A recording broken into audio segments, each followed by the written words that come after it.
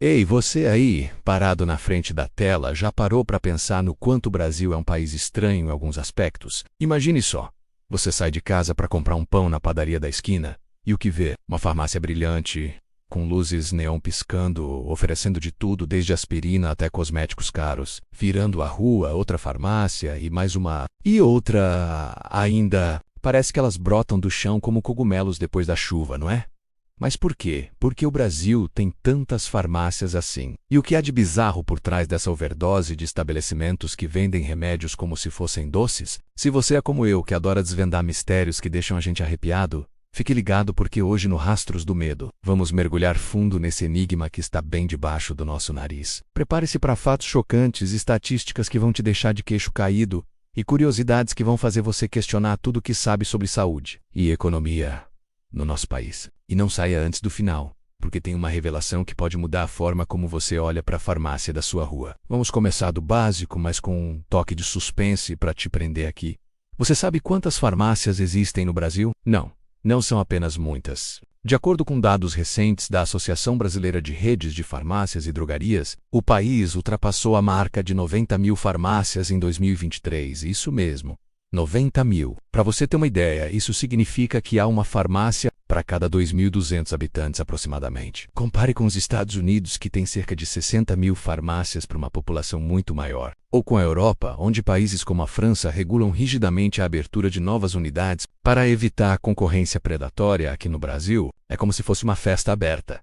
Em 2024, foram abertas nada menos que 22 farmácias por dia. Isso não é crescimento. É uma explosão, um boom que cheira a algo mais profundo, mais sombrio. Mas o que impulsiona essa loucura? Será apenas demanda por remédios ou há segredos ocultos nas prateleiras cheias de caixas coloridas?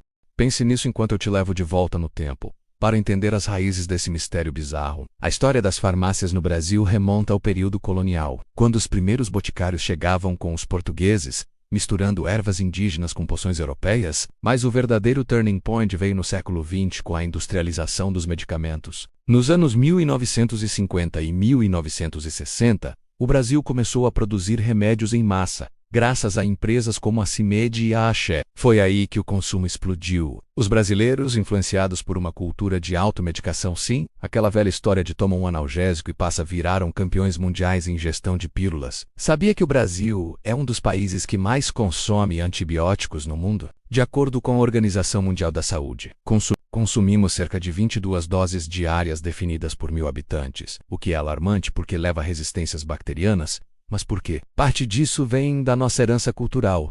No interior, onde acesso a médicos é limitado, as farmácias viram verdadeiros centros de saúde improvisados. Imagine uma senhora idosa em uma cidadezinha do Nordeste, comprando remédios para pressão alta sem receita só porque o balconista recomendou.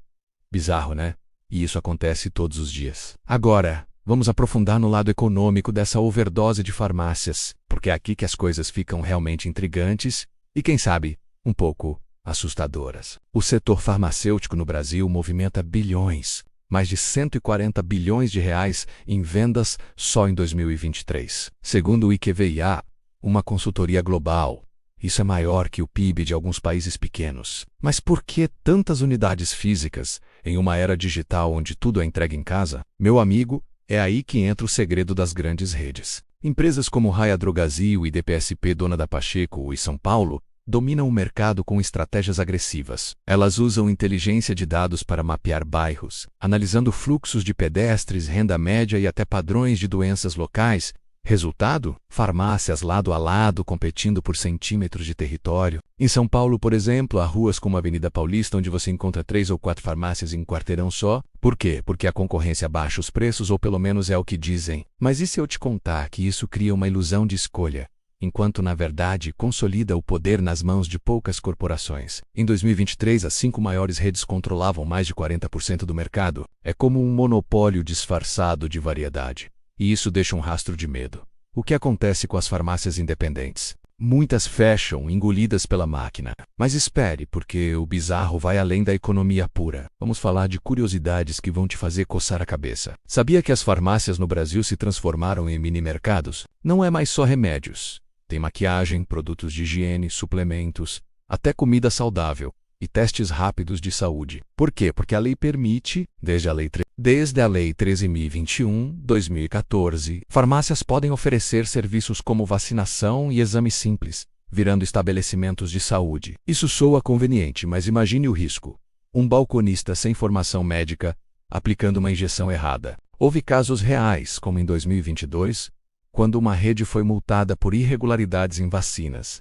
E o que dizer da automedicação? O Brasil lidera rankings de consumo de remédios sem prescrição, com 77% dos brasileiros admitindo a prática, segundo uma pesquisa do Conselho Federal de Farmácia. Isso leva a overdoses acidentais em 2023. Houve um aumento de 15% em internações por intoxicação medicamentosa, uma história real que me arrepia, em uma cidade do interior de Minas Gerais. Um homem de 45 anos morreu após misturar analgésicos comprados em farmácias diferentes, sem orientação. Bizarro e trágico, não? É como se as farmácias fossem portais para um mundo de perigos ocultos, disfarçados de ajuda. Vamos mergulhar ainda mais fundo porque eu sei que você está grudado na tela agora, querendo mais. O que há por trás dessa expansão louca?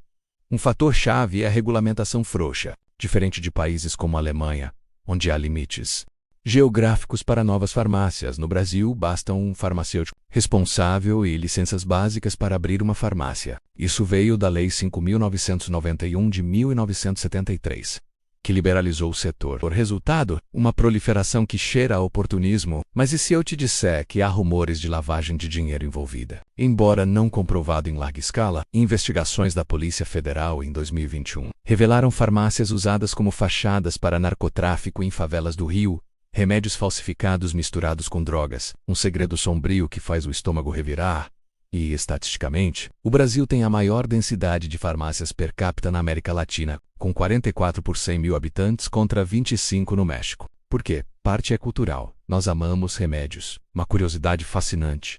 Durante a pandemia de Covid-19, as vendas de hidroxicloroquina explodiram impulsionadas por fake news, levando a escassez e mortes desnecessárias. As farmácias lucraram, mas a sociedade pagou o preço. Agora imagine isso em detalhes vívidos. Você entra em uma farmácia típica brasileira à noite, as luzes fluorescentes zumbem como insetos, prateleiras lotadas de caixas com nomes complicados, ibuprofeno, paracetamol, antidepressivos que prometem felicidade em pílula. O atendente, com um sorriso plastificado, te oferece um desconto em um creme anti-idade. Mas por trás da cortina no estoque, caixas empilhadas até o teto, vindas de laboratórios gigantes como a Pfizer ou nacionais como a Eurofarma. Sabia que o Brasil é o 7º maior mercado farmacêutico do mundo, com projeções para 2025 indicando crescimento de 8% ao ano, impulsionado por envelhecimento populacional menos até 2030.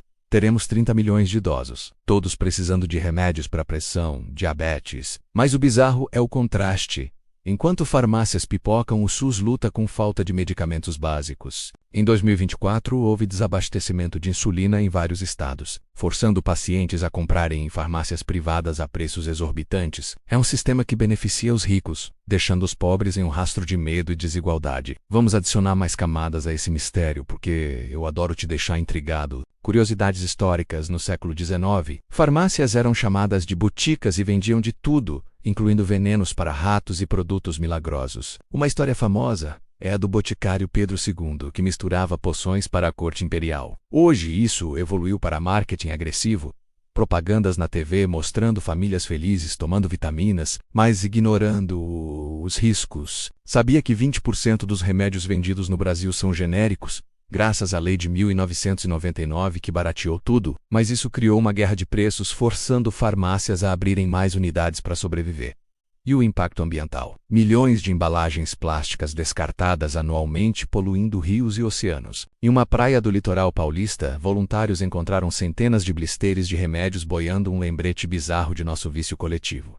Mas não para por aí. Vamos falar do neuromarketing, uma técnica viral que as farmácias usam para te manipular. Estudos mostram que cores como azul e verde nas prateleiras ativam partes do cérebro ligadas à confiança, fazendo você comprar mais. Redes como a Droga Raia investem milhões em layouts que guiam seus olhos para produtos caros.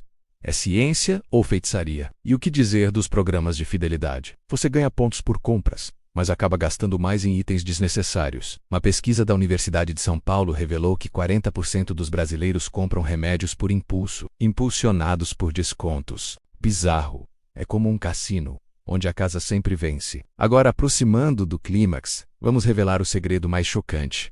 Por que elas estão uma do lado da outra? Inteligência artificial e Big Data. Empresas usam algoritmos para prever onde abrir próximas unidades, baseado em dados de GPS e compras online. Em 2025, com o e-commerce Pharma crescendo 25%, farmácias físicas viram hubs de retirada, explicando a proliferação.